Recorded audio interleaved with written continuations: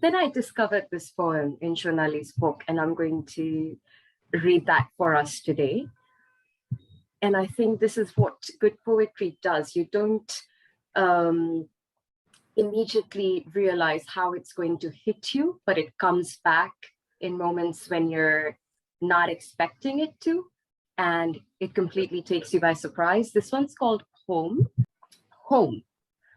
What happens when the home that you return to isn't really home, but this creature, beautiful at once, but mostly waiting with its bait to grab you by a stare and drag you across from square to square while you scream for mercy and look for a corner from the corner of your eyes and think, this is how it ends.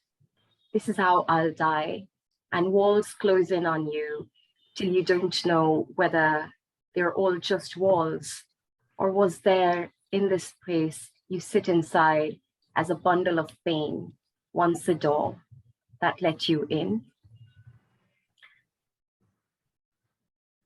Well, I could say things about it, but I would also sort of want the silence to sink in, and the power of the words, the beauty, the simplicity of the words, the directness of the words, despite being so metaphorical, sink in.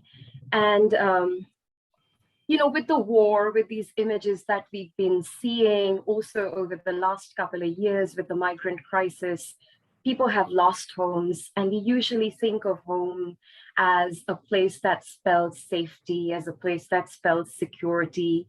When we talk of home, we think of it as homecoming. We rarely talk about home leaving. And I was absolutely struck by how this poem, in this poem, Shonali debunks that myth of security and safety that we associate with this four-letter word. That home has not always been a safe space for several women.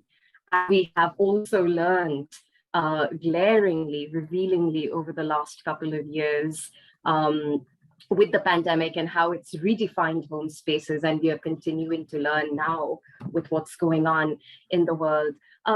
With that, I actually have a few more that I've shortlisted that I would love to read, but I think we should hear Shonali read to us. Which poems did you find the most difficult to read, Shonali? The most difficult to write, I'm sorry. Or alternatively, the ones that you found most cathartic for you when you were writing them, if you could read to us. Yeah, thank